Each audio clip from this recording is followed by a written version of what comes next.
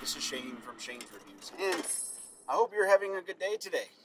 Well, I know it's not the studio, I'm sorry, but it's been a very busy week, and that's not a bad thing.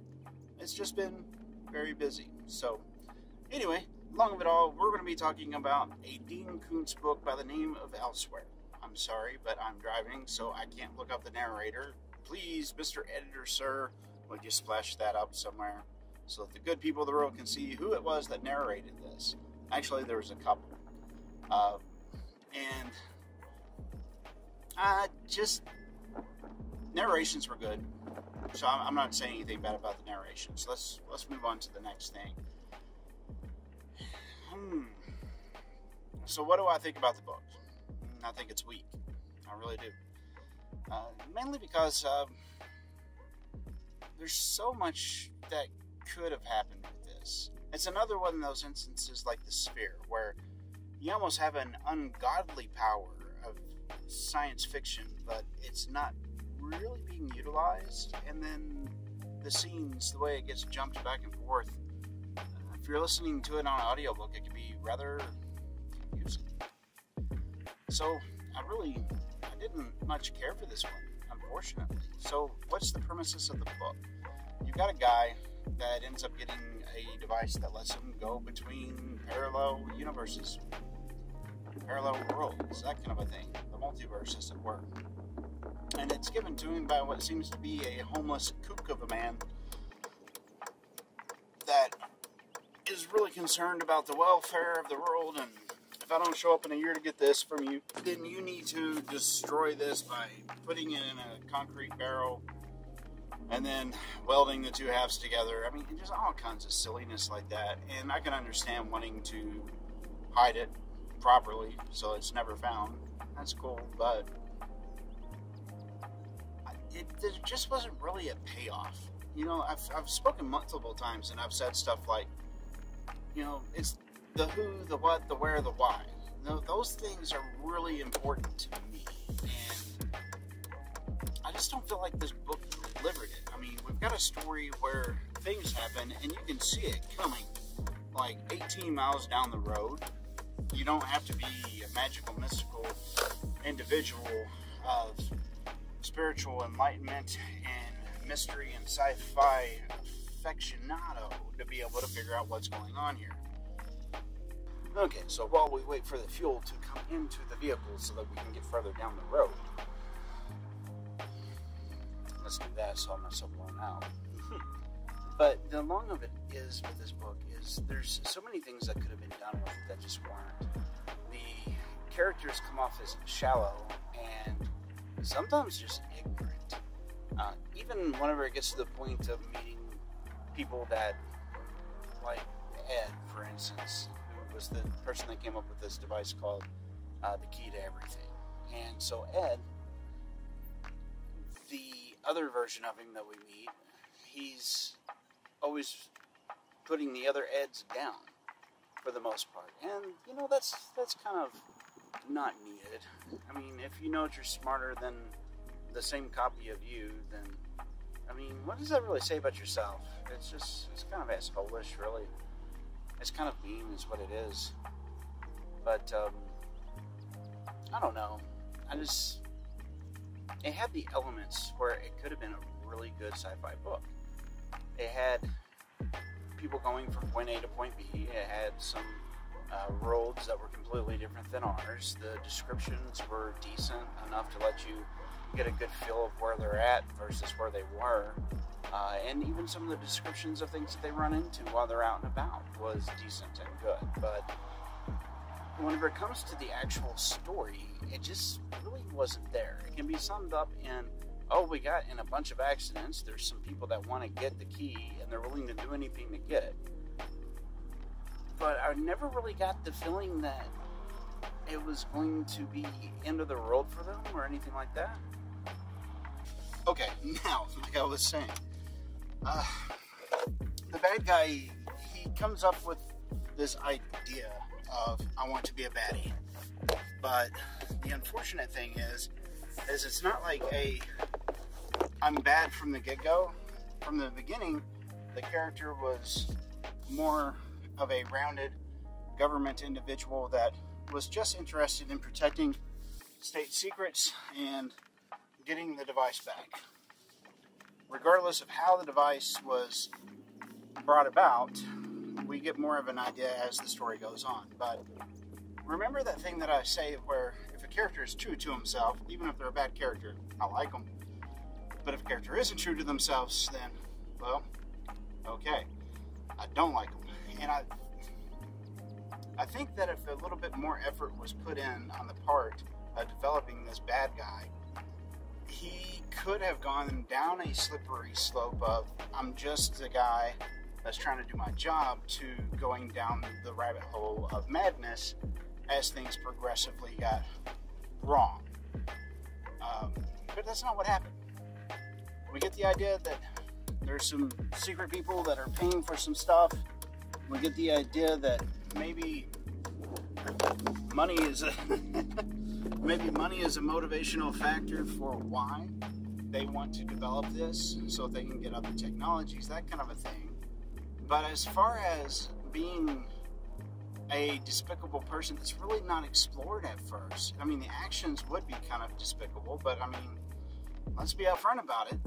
Whenever it comes to underground type things, the government of most nations are not known for being stellar and keeping upright, with the exception of Canada. I mean, really. I think that they were born allergic to weaponry. And if they ever took over the world, it would be the greatest military coup. It'd be the greatest military coup of all kind. Wouldn't it? It'd be interesting to see. But I digress. So the long of it all is that the characters are weak, the storyline is weak, and it could have been a lot more. How could it have been more? Well, instead of having things come up that were absolutely telegraphed well before they occurred, such as one time the main character's daughter lets go of his clothing and arm, and then he goes somewhere and she doesn't. I mean, you know, saw that one coming, yay. Or whenever, well, there's a lot of it. So I have to ask myself, why did I force myself to get through this book? Because it took me nearly 2.5 weeks to read this book, and it's not like me to take that long to get through something. I forced myself through it. Here's why. Whenever I was much younger, one of the first books that really got me, that I really enjoyed reading, was a Dean Koontz book. It was called Lightning. And that book is phenomenal. It's really good. Well, at least my memory is. If I read it these days, I might not feel the same. So I might actually go back and reread it, just to see if I need to eat my words. Yeah. But it's, I don't know if it's the nostalgia or what, but I used to read a lot of Dean Koontz, and then I just kind of stopped one day. But the last time that I read his books, they weren't like this. They weren't this open, and the characters weren't this undefined. It was really kind of a strange phenomenon for me, because I was expecting more, I guess, would be the best way to say that. Anyway, let that be as it were. There's other problems that I had with the book too. I mean, this key to everything, to everywhere. There was multiples of it that was made. And it seemed like the story just couldn't figure out which way it was going to go. I mean, at one point we're meeting Ed and this guy and his kid and finding out about him and what he likes to do. And then the next point, he's given this device. And the next point, him and his little girl go off on an adventure and find out why they shouldn't be doing it. I mean, that was actually good storytelling in that portion. But then there's a point where it jumps over to a secondary Ed, and his wife, not Ed's wife, the main character's wife, they had run off, and she's a completely different person than the one that left Ed. And for whatever reason, and I can still not figure it out because I haven't gone back and re-listened to it. I'd have to be paid to do that, I think. But I missed the lead of where we go from her being his daughter, talking about her pet mouse, and being home after a bad first venturing out, and then moving over to this Ed 2 and wife 2. It just happened. And the way that it was set up in the audiobook, there really wasn't a way to really pick that up just instantly. So that was a pet peeve because that happened there. But then there was the question I had of why did this Ed know about the plight of this other universe and the guy there, and what was his interest in our main character? What was his interest in the main character's daughter and the main character's wife running out? Why did he feel responsible to have to take this person from this place and hook them up with this person from that place in the multiverse? Why was that important to him? I never did get that payoff, and that was the glue of the book, was trying to get these two different pieces of a family from different parts of the multiverse together so they could have a chance at happiness. Okay. This actually sounds a lot more interesting whenever I say it out loud that way than what was wrote in the pages. Sorry, but it's true. Another thing was, whenever the book should have wrapped up, it did not. It just continued on and on and on.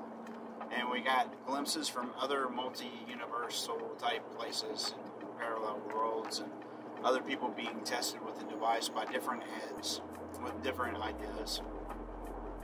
And I mean, sure, that was kind of neat, but it didn't really add to the story. Now, if those had been sprinkled throughout the book, on the other hand, and it was done in a way where there was a definitive transition, then that could have actually added to the story. It could have been used to break up the story. We could have done if you had a book like that, you could use like the filling of rituals to start the story kind of over, but fast forward and get to that point where you're at.